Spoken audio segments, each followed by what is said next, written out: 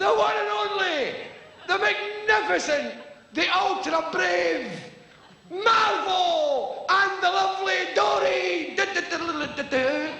An infamous guy with a leopard skin leotard on, covered in hair and muscles, right? And then the lovely Dorian behind him.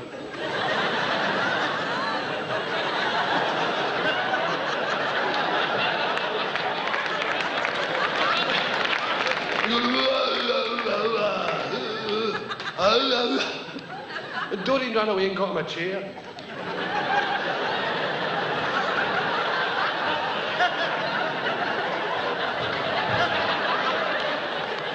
And then she went away again and got my whip.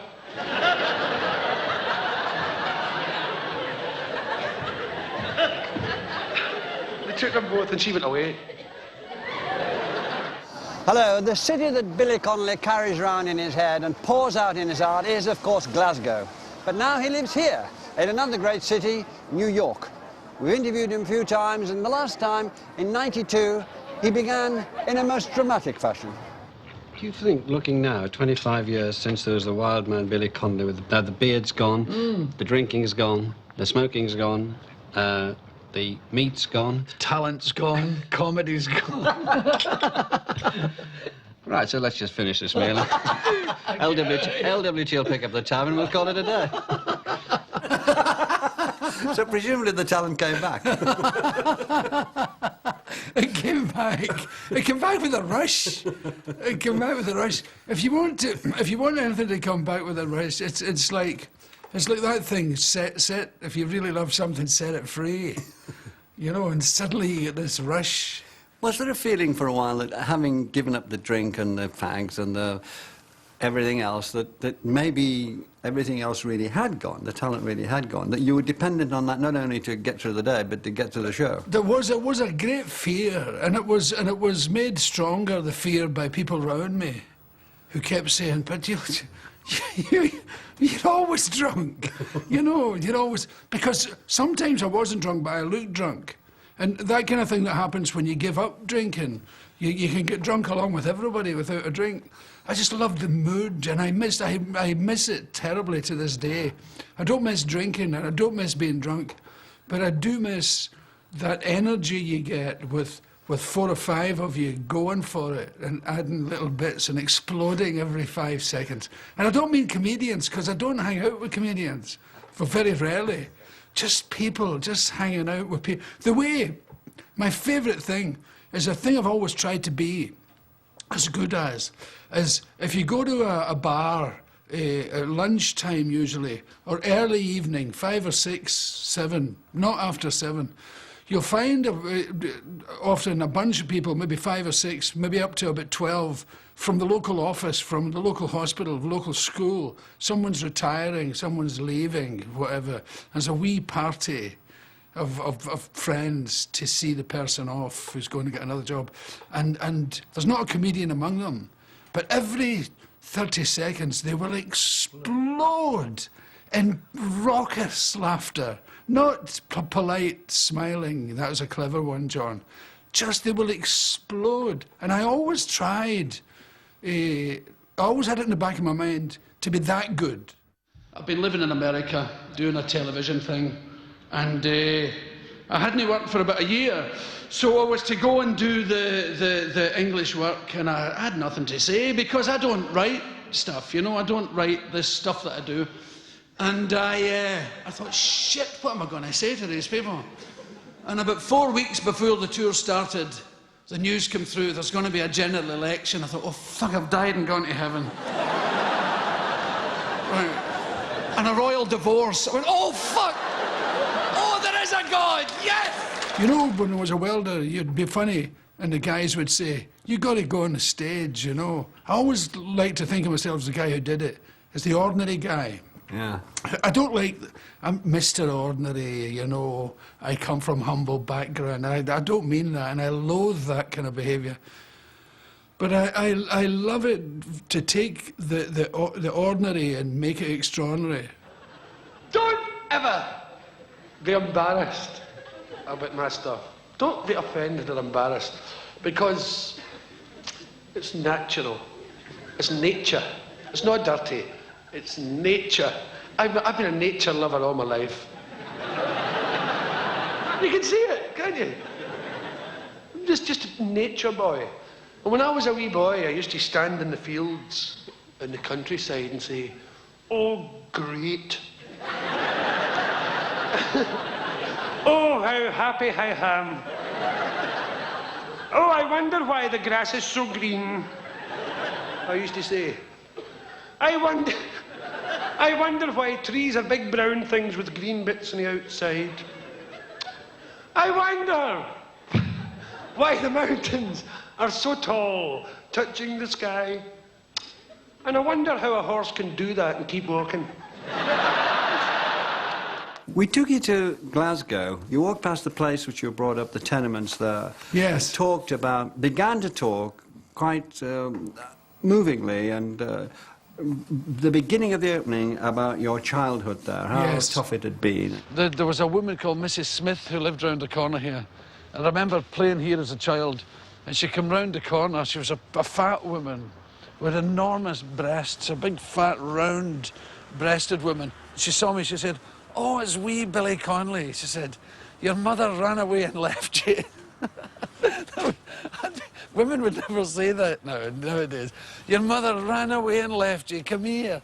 And she gave me a cuddle and I disappeared into these huge breasts. I remember it to this day, it was brilliant. She had a big black cardigan on and she went ploof. Were you finding it you didn't difficult to give much away there? Was this... I found it difficult to speak about because, well, inasmuch as speaking about it wouldn't have been the most difficult thing in my life, but I didn't know if the time was right to speak about it. For the number of people who were still alive and who would suffer badly from saying the things I had to say. And then the worry that waiting until they were dead would maybe make it look like a lie. But there was the abuse by my father and all that. But I think the most harmful to me and the thing that made me strive to be anything, to give me this weird drive that I still don't understand, and I'm 67, I still don't understand, was my aunt who used to take a great joy in humiliating me. The school was very violent indeed. At first, in the infant school, nuns were very violent. And then over here, they were just strapping you all the time. I had a psychopath in here called MacDonald, Miss MacDonald. Big Rosie, they called her, who just constantly... She used to call... There was a guy with glasses in my class and she called him Four Eyes. She was a teacher. Billy Connolly! How come you don't know that? I don't know anything, I'm only 4, for fuck's sake! On a personal level, it was deeply violent. Very violent indeed. I was beaten up a lot by my aunts. And one in particular, but I think everybody was beaten up by their parents, but it seems to have had a profound influence on me. I think it's because I felt kind of abandoned as a child, and then kind of entrapped by this crazy auntie. I had to wear all those weird clothes, because my fucking mad auntie bought me them. She had found a shop in Glasgow. Clothes for the child you didn't want in the first fucking place. Giving her a rough ride, but she did, you know, she did take you on. She did. She did. It was a presumably attempt to bring you and your sister up, which can't. What did she have going for her? It can't have been easy for her, can it? No, it was very, very big of her to take on the responsibility. But having said that, I wish people wouldn't do that. I wish they wouldn't be very big for 5 minutes and rotten for 20 years. You know, just keep your big and keep your rotten and get out of my life. Because quite frankly, I would rather have gone to a children's home and be with a lot of other kids being treated the same. Because to this day, I'm still working on the stuff that she did to me, you know. I've never looked forward to a gig in my life. It always frightens me. And especially Glasgow, you can't lie properly. Playing in your hometown for a comedian's an extraordinary experience. We'll see what happens. I'll try and just relax into it. But the last time I played here, I started nervous and I stayed nervous and come off, you know, nervous. I did well, but I stayed, you know, very tight, and I don't really like that very much. You said then, and you mean it, that you really worries you more than anywhere playing back in Glasgow. Yeah, but I think it's a thing I share with comedians all over the world, and playing your hometown. I think it's I like to think it's something about the inability to lie properly. It's like a party in your house, and your uncle asks you to sing a song, and it's just your Auntie Jeannie and your Uncle Willie all sitting around judging you. It's that kind of feeling. And although I don't know these people, there's thousands of them. Yeah, but they're very benevolent to you, aren't they? They are. But once you've started, there's no mercy then. You know, they'll let you fart around for maybe 5 minutes. And 5 minutes is an eternity up there. They'll let you, you know, scatter around for 5, but then you better turn it on because they're proud of you. You know, that's like the football team and you're George Best. 1A plus 1B, Connolly. Sorry? 1A plus 1B. I don't know. I'll ask you again. Why, do you think I'll know the next time? There used to be another one I did. I think when I knew you, I used to do the quick vomit. Yeah, that's right. I can't remember what I called it. Whoop! That, you know, without breaking stride. The men who could have like 5 or 6 pints of Guinness at lunchtime, and the horn would go. And the 6 pints of Guinness would have me sort of, you know, staggering around. But these guys, 6 pints of Guinness, and time to go back. They would do not quite a jog, not quite a walk, just between a walk and a jog. And in with it, 1, 2, 3, whoop, 1, 2, whoop. There's these sort of vomits on the run. I'd like be none the worse. Well, now when I vomit, I need the kiss of life. I need to be looked after.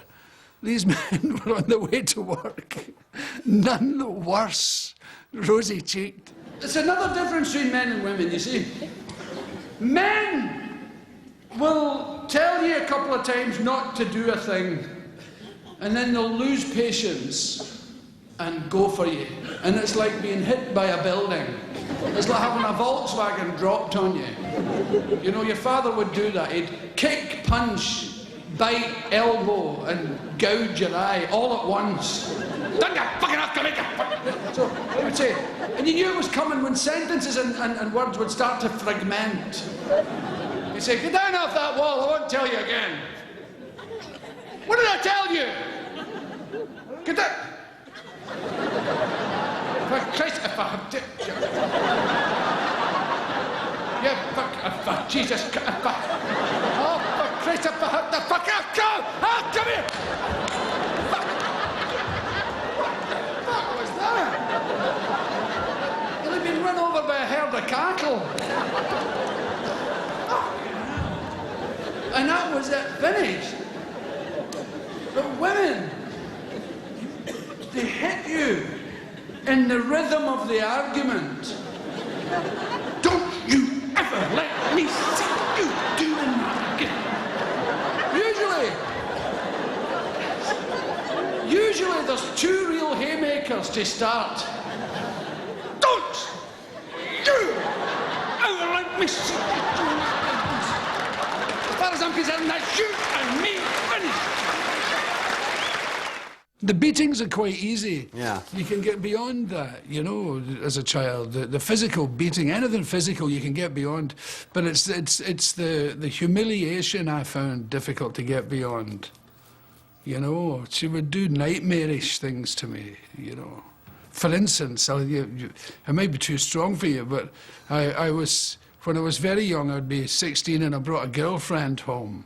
And I was sitting at the fireplace. And she was, say, where you are, the fire would be here, the door to the room was over there. Well, this aunt came in with my underpants. Like this. You know, my dirty underpants. This. And then went back out again. My heart just went, oh my God, don't.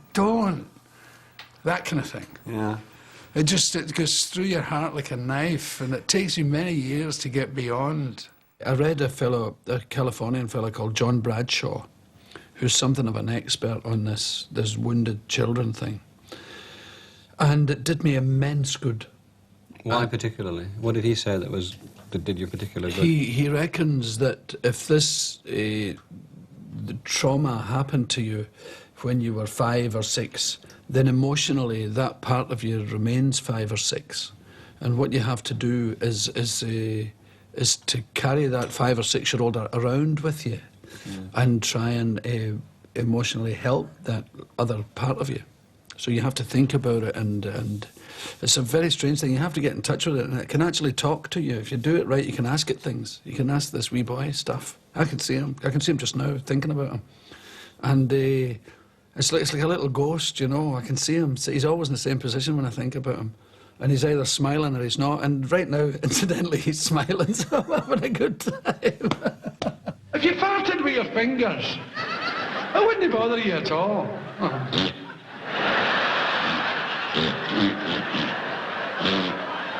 You can even do tricks like wearing a rubber glove, you know.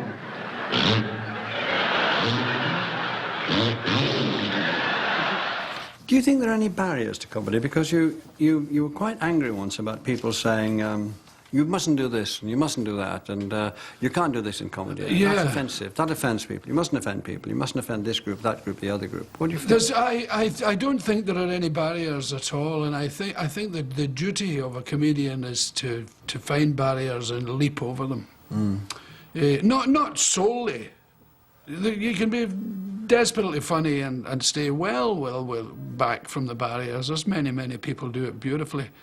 And like Les Dawson's an outstanding example of that, you know, just being acutely funny, like heart-achingly funny, but well within the bounds of nicety, if that isn't too nasty a word to use for such a great comedian.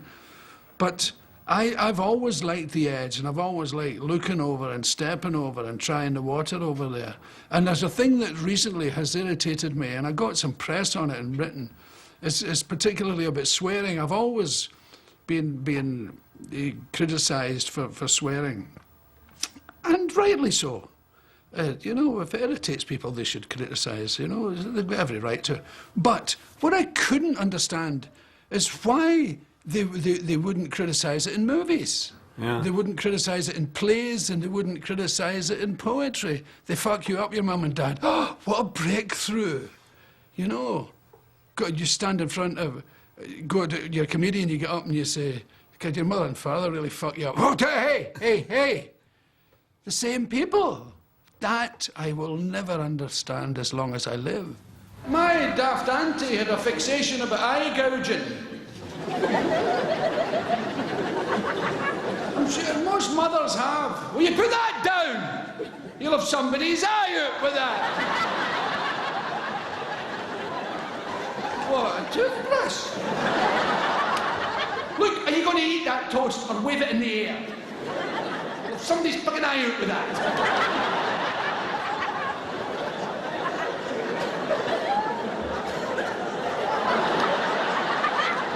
That anecdotal style I have is a pub style. The Friday night sort of style of ludicrous storytelling and lying and bragging.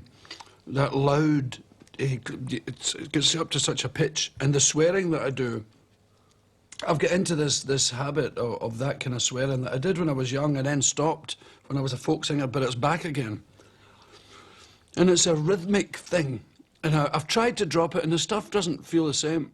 It feels more pretentious when I drop it than when I do it. Now, I've cared about the planet for a long time. Since I was a wee boy, all that Jacques Cousteau and Armand and Michaela Dennis. I've loved that stuff all my life. What I hate, though, is being told about it by disc jockeys. Oh, the environment and the rainforest. And we have to look... And these people, pop singers, come on the telly. We have to look after the planet because that's where we live. Oh, I never fucking thought of that. You're in a particular mood, which is not anywhere else in the show when you're doing that. You're almost like an agitator. Oh, yes! Yes. I was like one of those guys, the trade union guys. One of those guys that you've said in the past you're against. You don't like finger-wagging guys. I don't like them But you at were all. fist-wagging in that. Oh, yes! And of those guys who used to say, you can't have 2 bites of the cherry. They used to love saying that in the Clyde. You can't have 2 bites of the cherry. And there was a lot of guys who would get the grammar all wrong and get quotes wrong. I mean, I remember a guy saying, You should preach what you talk. You know, instead you practice what you preach. You should preach what you talk. And everybody went, "Pfft." And I said, in the scheme of things, this matters not a jot. I mean, can you imagine how that went down, right?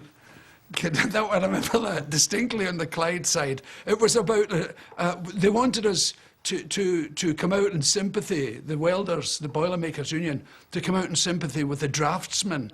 And I went, brothers. How old were you then? I would be 19, 20, and I was going for it. And I said, in the scheme of things, it matters not a jot. And a big roar went up. And Sting going about with that poor man with a fucking CD in his mouth. I can't take it. Send the man back to the jungle. Catching fucking budgerigars, whatever he does. He doesn't belong on the Terry Wogan show. Sitting there, fuck with the feathers. He sounds like a man eating dominoes, for fuck's sake. And Sting, wipe off the paint, get the guitar on, and go to fucking work. When we spoke before, you said that one of the things about saying fuck was it gave your sentences a rhythm and it gave them a jolt that you really... It's a great word. Mm. Oh, God, it's a beauty, isn't it? Fuck that. And fuck it, or it's fucked. If that's poetry. It's fucked.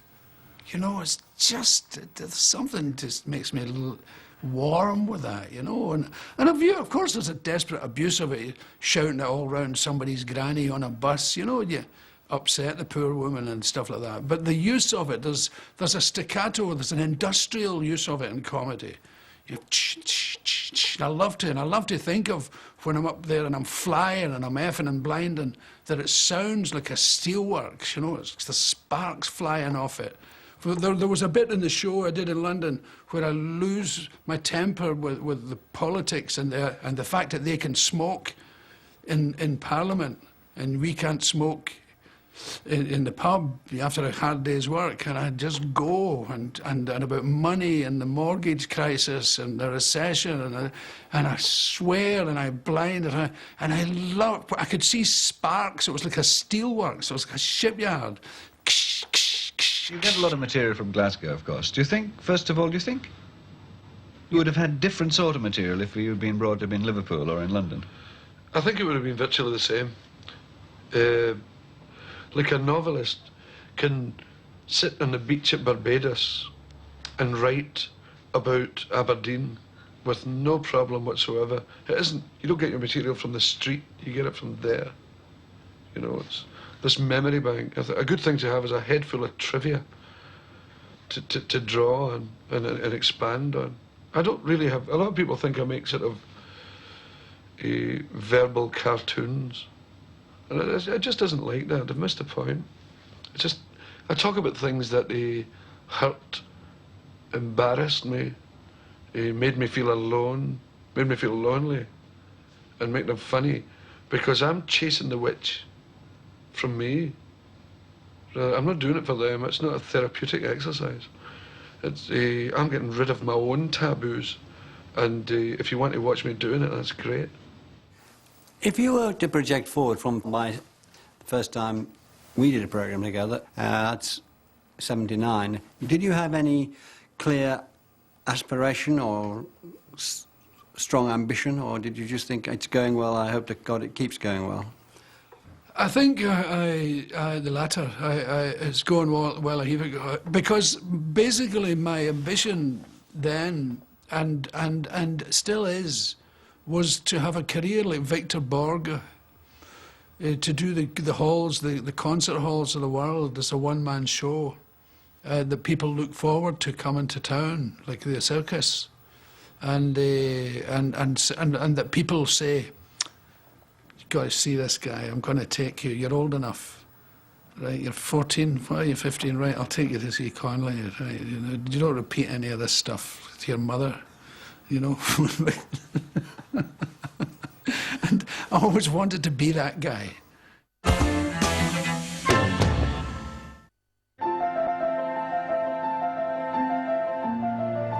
What's your inspiration? The South Bank Show, sponsored by the Open University. This is a funny tune to play, I tell you. It's a bit like singing to your aunties. I'm shitting myself. It's really strange because what did I do that for? It was perfect when I started. If you're often near, I don't remember people being as near as this. So, let's relax. When you put your act together, I think you said you relied on your audience's benevolence. The last time I saw you was, again, a couple of months ago in London, and you wandered on the stage and you were genuinely, I'm not really ready. Where do I start? And you must have been in an I don't know where to start before. Yes. I still think I felt it was genuine as well. It's totally genuine. Yeah. I would never pretend not to know where to start. The start has always been the nightmare for me, and sometimes the absolute saving of me. Sometimes always what you first say is important, even though it's nothing. Even though if you come on and say, I've no idea what to say, it can have a profound effect on the room. So, but when I've got nothing to say, or sometimes I come out with something to say and immediately decide to say something else, which throws me kind of sideways. And maybe the thing that I decided to say is very small and not particularly funny. Because often, and I've said it to audiences, I said, look, sometimes I'll tell you stuff that's just interesting. There was a guy called Will, you know, like Willie, but they call him Will without the A at the end. And they called him Will the Gull. And I was an apprentice, I said, why do they call him Will the Gull? This welder says, watch this. He threw his crust and the guy went... And I've always kind of enjoyed that area. Not the kind of... I mean, I've spoken to guys here in America and in Britain who have said, oh, John and I went on one night and tried to see how long we could go without getting a laugh. Well, I've never done that. I've never taken it that lightly, and I've never been that sure of it, that I could do that with it. Because I don't know quite what it is, what I do, but I recognise when it comes to life. There's a thing happens that makes me howl and laugh, I tell you. They were going on, all that stuff about the general election, about the inflation, unemployment, there was housing, and this and that, and the gross national product, the national debt. And I was saying to a guy, how are you going to vote? What do you think of that mob? He says, oh, fucking Kinnock, I couldn't vote for fucking Kinnock. And I said, how no? He says, fucking red hair.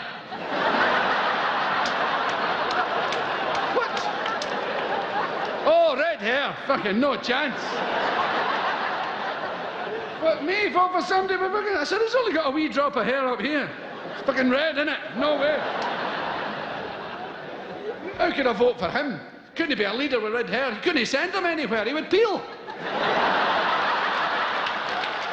Do your political opinions influence your material? Used to. Not anymore, because I've got fewer and fewer political opinions. I'm becoming a real sort of a brigadoon socialist, you know. I only believe in fairness. That was the whole thing in my political beliefs, sharing and fairness. And it was a bit naive. And so now I have very, very few. I've got a lot of anti-feeling for some politics. And I've got very, very few pro-feelings for any living politics. You're outside the big wall, right? I'm inside the house. You press the button, nothing. So you don't know if it rang. There's a great little war goes on between me inside and them outside. The Tories were at the door. It's a great way to practice your fuck-offs, right? Now, when I lived in the house, it goes, right, when you ring my bell, and I lift a phone. Now, as soon as I lift it, I can hear the outside. All the people talking. Did it ring, Jeffrey? Did it ring? Did you hear anything? Ding-a-ling-a-ling. No, I didn't hear a thing. I don't know if it's broken. I'll try again. No, there doesn't seem to be any noise at all. Do you think they're conservative? They're all conservatives, Nigel. Everyone along this street. I've got them sus. And then he says, try it again. So now they get more confident. They try the more rhythmic approach. Ring, ding, ding, ding, ding, ding. But you don't let them get to the end of it. You ring, ding, ding, ding, Yes! We're from the Conservative. Fuck off, then! Are politics coming into your... They come and go, but you did seem to make a stand at one stage against comedy that was selling a message. Yes, I've always been suspicious of the index finger wagging theatre. I saw a lot of the theatre like that. And some of it was brilliant theatre and funny and good and musically great. But often I felt bored by it. They were telling me things I knew when I was 14, you know, blah, blah, blah, blah, blah, blah, blah. And an awful lot of the time they were middle-class guys. And I've always been deeply suspicious of the middle class. The Guardian reading middle class. I've always had a suspicion that they were talking left and voting right, you know, and just to be on both sides, you know, and make their life nice. And so I've kind of avoided until I would speak about individual incidents, you know, selective employment tax or stuff like that, you know. I would say how unfair it was on the workers, you know, but generally I would tend to avoid it because I would get too angry in the middle of it, and I would go adrift and rant. There's another thing that you mentioned earlier, where you talked about the anger. Aye. Have you still got that anger? Yes. Anger and coffee. I have one coffee a day.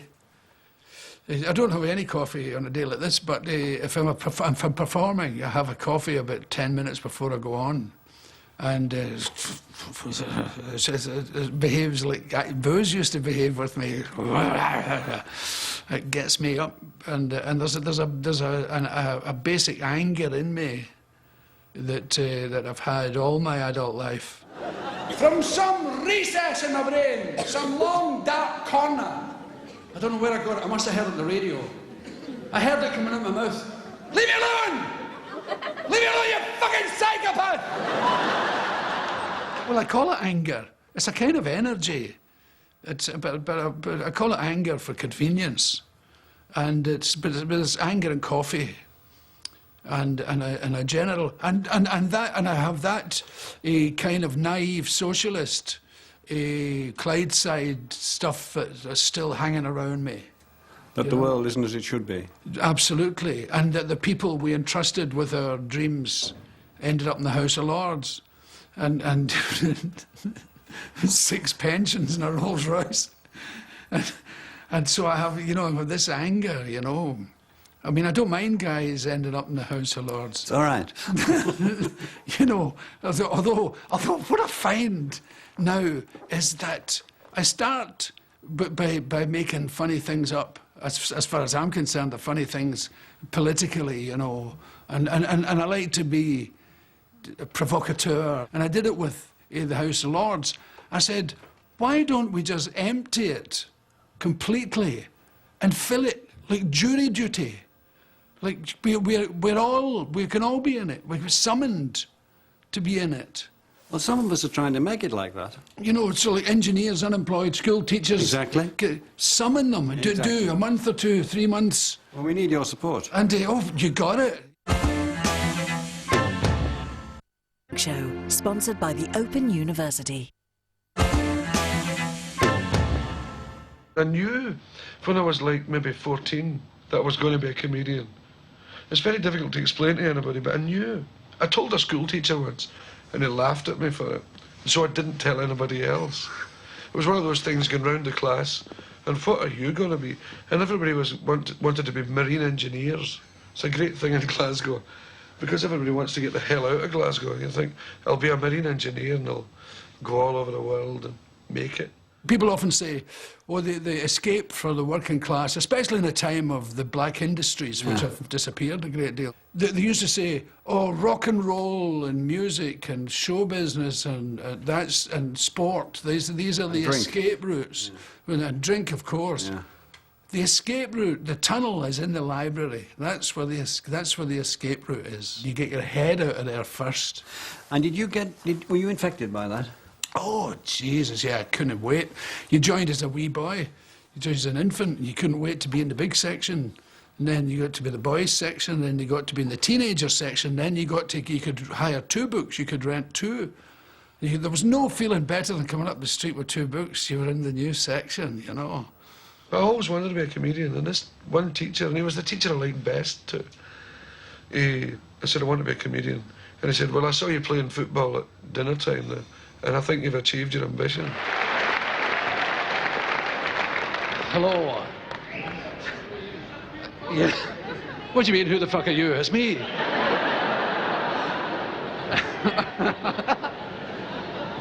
What do you think? Isn't it fucking awful? I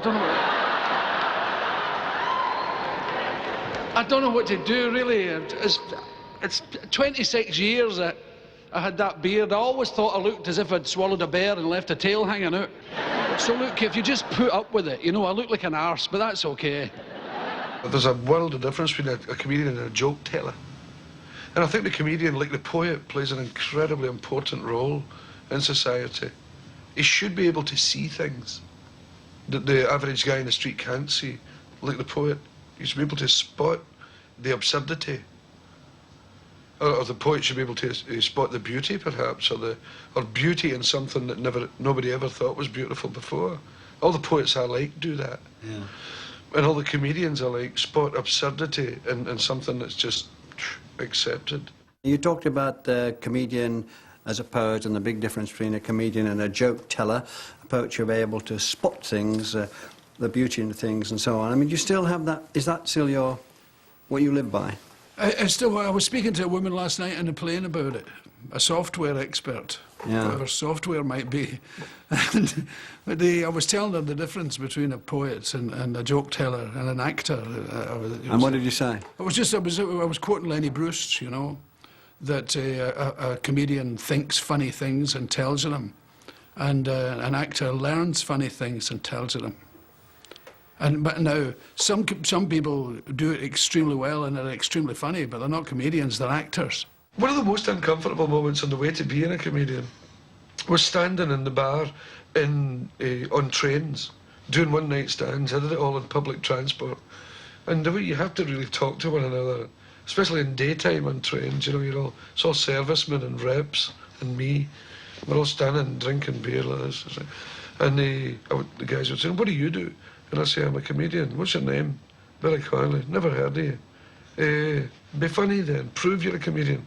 I mean, nobody ever had to prove they were a rep for a carpet company or something. But you always have to prove it. And did you take them on, these guys in the bar? Yeah. I would tell them a joke they never heard before. Wee Glasgow man on holiday in New York. Walking along, being a tourist. And he went up onto the Empire State Building. He was up on the top there and he was looking down. Oh, great. There's very little else to do at the top of the Empire State Building. Oh, terrific. Hey, Agnes, come here and look at the Dunness.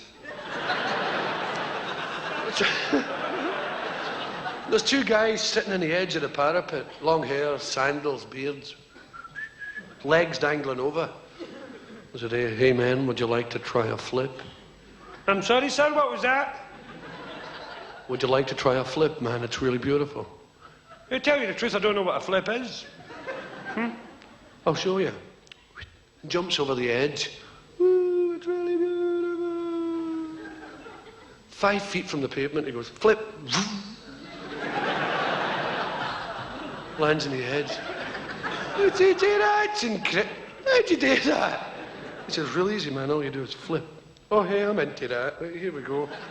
Excuse me there. Hello! He's over the edge. Yeah! Easy! We are the champions! 5 feet from the pavement, he goes, flip. Nothing. Splatter! And one of the hairy guys turns to the other one and says, you know, Gabriel, for an angel, you can be an awful bastard sometimes.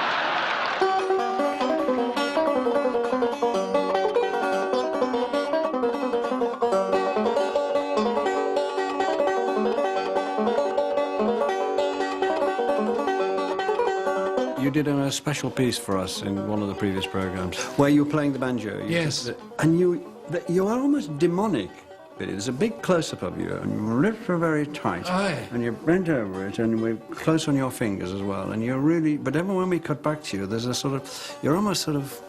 Well, obsessed is one word, but fixed on it in some strange Aye, way. it's kind of weird, isn't it? Yeah, what was going on there, do you think? Aye. I don't know, there's not much going on in there. There's not much meaningful going on in there, because a lot of people now, I've seen comedians talking about he had his guitar face on, you know, so, the people who do this, you know. And there's lots of people, mine is... It's just my guitar face.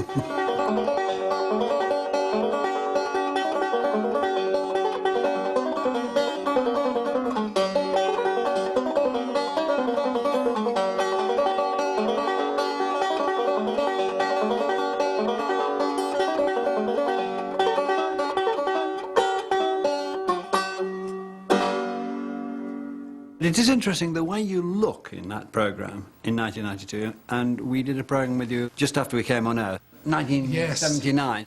I was determined to do comedy on a big art show, and we went for you.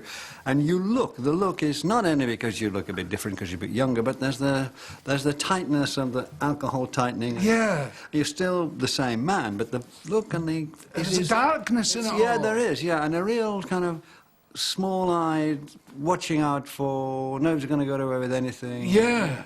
And with the next one, you're out, your arms are open. Yeah, because I'm not, I wasn't used to not having a foreman or a manager my whole life, you know.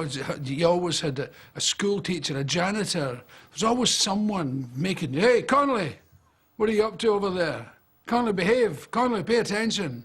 And it's always, you know, my whole life was like that. And so show business was the first time, like, there's no, you're on your own, there's no foreman. You're like a truck driver on the open road.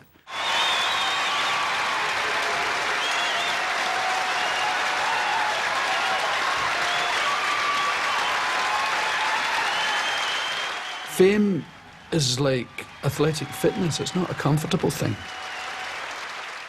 People think it would be nice to be as fit as Daley Thompson or something, but it's not comfortable being that fit. Well, fame isn't it's a traumatic thing. It isn't a comfortable thing. It doesn't sit... It has comfortable moments, but it isn't an altogether comfortable thing, going through the world where everybody knows more about you than you know about them. It can be acutely uncomfortable. It has pleasant times, but the thing that makes it pleasant, it needs money. Why does that make it pleasant? Because you can build a wall with the money. And so that's the only way you're going to get solace, is with the money. You can build a big wall and have a gate. I live in Windsor. They shoot Labour candidates in Windsor. I've got a big high wall, cameras, gates that frighten the shit out of people. There's a working class man on the drive, Daddy! Shoot the bastard! Did it give you a sense of no limits when you came, and when eventually you came to control your own comedy and say, I'm really going to let it flow through, as if you opened your mind up completely? When I got to perform, I was in folk clubs, which were a wee bit middle class. Like the whole hippie movement had a slight middle class feel to it, you know. It wasn't really the lads. There was a lot of studenty, middle classy, kind of long-haired, corduroy jacketed people. And I was desperate to become one of them, you know. There was a lot of good, funny people who were doing satire, and like Hamish Imlach and Matt McGinn and people like that, and Jasper Carrott and Mike Harding. And they were doing these, they were commenting on the local politics that you'd heard on the news that night, and it's just, I'd never seen comedy like this before. And I thought, I'm not bright enough to do that stuff. But I remember distinctly, I was doing a song called St. Brendan's Isle, and I forgot the words. It's about a guy sailing from Ireland to America and finding an island which turns out to be a whale. And you're playing the banjo. And I was playing the banjo and singing a song, and the words completely went with cold panic. And I said, sorry, I've forgotten the words. I said, but it's about this guy, and I started to tell the story, and people started to giggle, you know. I said, and he steps off his boat, and he discovers he's on a whale, and I said, The wheel starts to move, I said, but the song doesn't say anything else about the boat, whether it was still there when he looked back or where he went on the wheel. It just sort of leaves it open. And I started to, and they were starting to laugh, and I thought, oh my God. It was like somebody pouring warm water over me. It was, what's this? This laughter. It's like a waterfall. That's the only way I can explain it. Was that really a point you can remember and think that was a turning point? This is where it is. This is where it lives. When you speak this way, when you tell the truth like this, well, the truth as you see it, it isn't necessarily the truth. It's not a great truth you're telling, but you're being honest about something here, and dishonest at the same time. You're being inventive and kind of honest. And it's rolling along, and they're responding right now, right here and right now. My mother's away, right? She's gone. She left with a guy, right? Fair enough. I mean, I really don't mind. She sold a story to or maybe she didn't. The Sunday Mail did a story on her on Mother's Day 2 years ago. Nice fucking touch, lads. Yeah.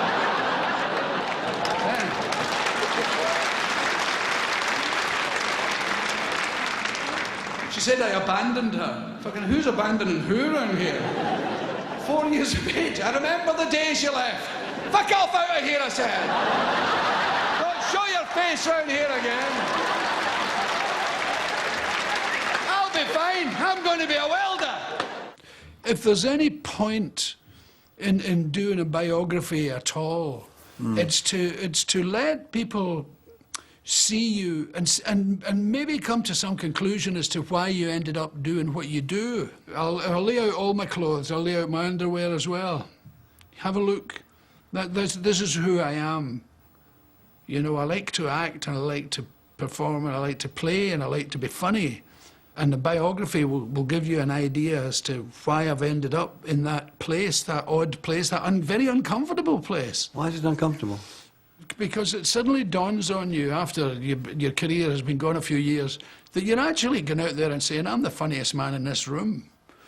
But after a few years, you're saying, my God, I've got these posters and a backdrop and the tickets with my name on it selling away ahead of time and people looking forward to me coming.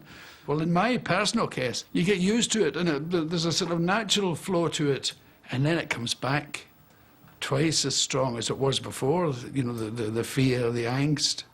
And just recently I came back for the thunder. When I did the Irish tour, I thought, oh my God, I can't do this, I'll die. And I went to see a shrink in LA.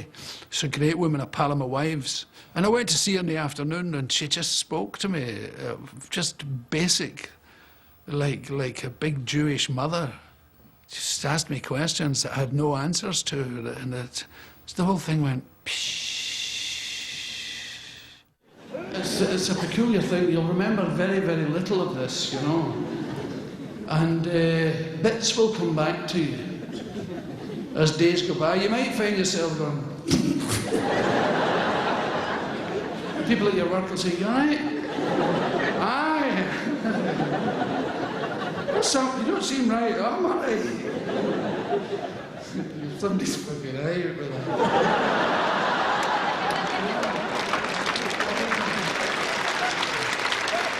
When your husband takes his underwear off to get to bed, you might find yourself saying, if somebody's out with it.